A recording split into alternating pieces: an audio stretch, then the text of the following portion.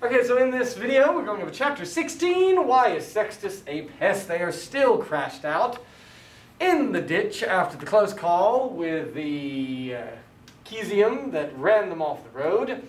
And the boys are going to be now trying to find ways to entertain themselves. So let's go ahead and begin in line 1. As per usual, there'll be embedded items 4 in this chapter that obviously, for watching it, will earn you an easy 100 and help on the multiple choice especially. Yam, nona, or erat. Now it was erat from sum esse, the imperfect, eram, eras, erat, eramis, erat, erat. I was, you were, he was. In this case, it was. It was the 9th hour. Nona, from nonus, nona, nonum, is the word for night. It's an ordinal number, not to be confused with the cardinal novem. Now, when is the 9th hour? Remember that the first hour of the day for the Romans is from 6 to 7. So we start with 7, 7, 8, 9, 10, 11, 12, 1, 2, 3 in the afternoon is what we would call it. They would call it the 9th hour of the day. Ad hoc immobilis in fossa harabat raida, the minivan. And it is being described by the word immobilis, motionless. This is the FACO ending. Now, when we see over here in our endings, third declension I stems, like immobilis, immobilis, immobile, has that FACO ending IS, and then the real ending in the genitive. But that FACO ending immobilis is then telling us that it is modifying raida. So, the minivan, motionless, ad hoc haerebat, still was sticking. Haereo haerere, to stick like an adhesive. It adheres in the ditch. In plus an ablative, just in. But, facere nihil. But to do nothing, the act of doing nothing, bored, was boring Sextus. Tidybot is the example of what we have seen before, of an impersonal verb in which the subject is it.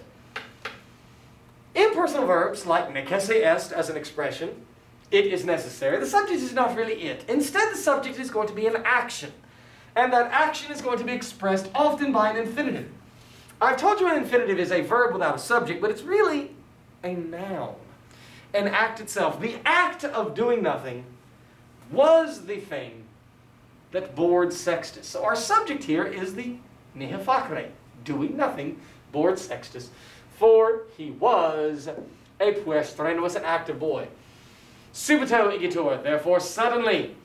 He runs, he is running, he does run to the carriage, and he opens. Aperio, aperire. The word means to open. Just like open has one P, aperit has one P, versus this, apareo, apparere, second conjugation, 2 P's, appear. Appear has 2 P's, open has 1 P. That's aperit. It is also where we get the word aperture. It is the part of a camera that is the opening, to where obviously light and the image is able to come into the camera. So he runs towards the carriage and he opens the suitcase. Then he drags out, extrahit, a pila, a ball, pila pilai, out of the trunk, a new word of this chapter. Wisne pila ludre. Do you want, ne indicates the question, to play with a ball. Ablative pile, or pila, by with because of from in on at. And here, obviously, the verb wisne comes from wolo, wis, wool. Or what am I doing? I was conjugating it. My mistake. The principal parts are wolo, wele, wolui. Now let me conjugate it. And again, for irregular verbs like wolo, you have to memorize it. Look, there's not even an re in the infinitive, so it would be wolo, I want. Wis, you want. Wolt, he, she, or it wants. Volumus, we want. Woltis, y'all want. And volunt. So here it is wis, nay, making it a question. So, do you want to play with the ball? Marcus in the vocative, talking directly to him, he shouts. Immediately, he throws the ball to Marcus. Marcus excipit, welcomes it. But really it's not welcome, it's more like receives it, catches it, referring to the ball. This could be translated as her, but since we're talking about a non-human that's still feminine in its gender, ball, we say it. And he sends it, mero midere, to Sextus. Identidem, again and again. The boys were throwing, the ball. Alter ad alterum, one to another. By itself, alter means another. But when you have it with another form of that, pun intended, first one will translate as one if it's singular, and the other one will translate as another. One to another. Alter ad alterum. Then Sextus, who always wants to annoy Cornelia, and there again is that form of the verb wolowele that we saw with Wisne. He throws the ball per iokum. Now this is an idiom that means as a joke. Literally means through a joke. The word is iokus ioki. It's where we get the word jocular and jocularity. And he hits Cornelia. Now let's pay close attention to that word ferret. Do not confuse it with the verb ferro, ferre, tuli, latus, that means to carry. It would conjugate ferro, fares, fert. F-E-R-T, he, she, or it carries. This, on the other hand, is the verb ferio, ferire, feriwi, to hit or to strike, such that it has the present stem, the present vowel, the present ending, T, that causes that vowel to turn short. So, and he hits. He doesn't carry, but he hits Cornelia. Immediately, the angry Cornelia. We in English would say angrily, but in Latin they prefer for an adjective to modify the subject. Immediately, angry Cornelia turns herself to her mom.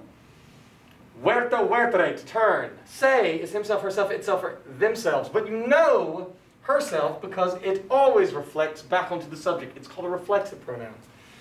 Why does Sextus always annoy me? Mom in the vocative talking directly to you. Vocatives almost always are the same as nominatives in their form.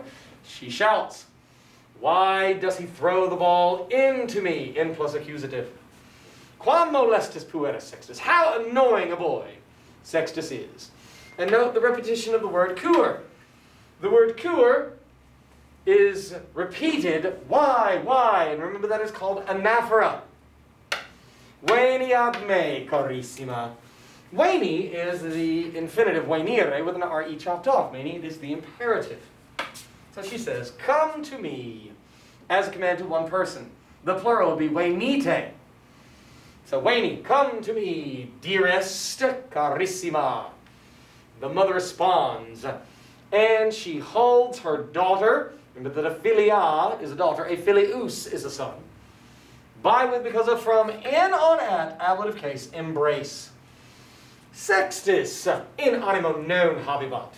Now, in animo habere, literally, to have in mind. But the idiom expression would be to intend.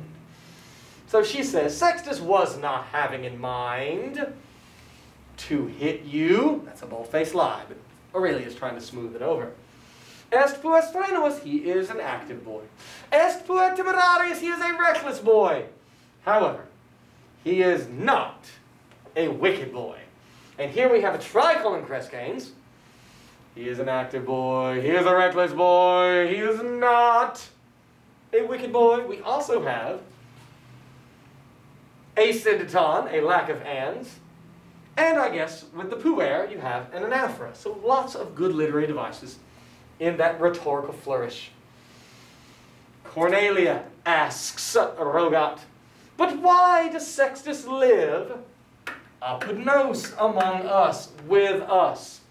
Apud can mean with, it can mean among, and it can also mean at the house of, at our house. Asks Cornelia, who still is angry. Cur, and that's another repetition, another anaphora.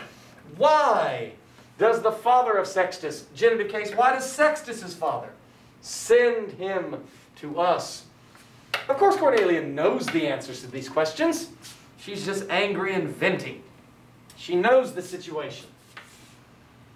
So, the response, of course, from Aurelia is one of comfort. Now, your first word that you're putting into the embedded quiz is ferit, F-E-R-T, or F-E-R-I-T. And our last three we will find most likely in the second section here, on the second page. And so what does Aurelia say? Sextus's father, the father of Sextus, is making a journey. Ite, remember, is that neuter, third declension, that the nominative and accusative all the same. That's why it is the accusative direct object without an am, a um, or en. To Asia. Particularly, he's going to Bithynia. Bithynia is a particular province in Asia, what they would call modern-day Turkey. A very famous province. Because the father is away, it was necessary to leave behind, relinquo, don't say relinquish. We get that word from it, but this means to leave behind Sextus in Italy. And so, therefore, because the father of Sextus is a hospes. Now, a hospes is a friend, but it's more than that. It's a friend that has a certain societal obligation. Whenever one is your hospes, you have an obligation to that person much more than what a common friend would be for us. And so it's like a friend with obligation is what it is. And you can see the definition down here. Guest, host, friend, a person related to one of another's city by tie of hospitality. The idea of hospitality is one of obligation. And so since there is this close relationship between Sextus's father and Cornelius, Cornelius brings in the boy and keeps the boy while Sextus's father is off. So it says, therefore, because the father of Sextus is a hospes, a friend with obligation, of your father, short is is almost always genitive unless it's one of the FACO endings, Sextus remains, stays, maneo manere, with us, among us, at our house. Quid tamen de matre sexti? Rogat filia. The daughter asks, however, what about Sextus's mom, the mother of Sextus? Cur illa filium non curat. Why does that one, illa, don't worry about she is wrong. Why does that one, i.e. if the father's not available, why doesn't that one not take care of her son?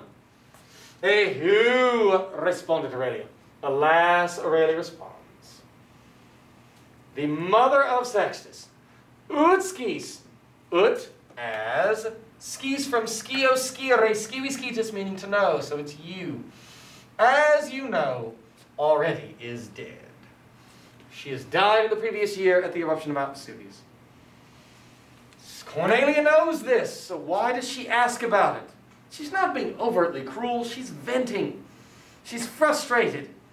And we often ask questions we know the answer to in our venting or frustration. Matrem non habet Sextus. Sextus does not have a mother. Cold hard reality.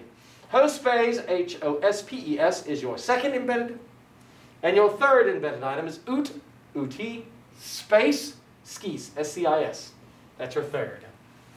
Cornelia was silent, became silent, takebat.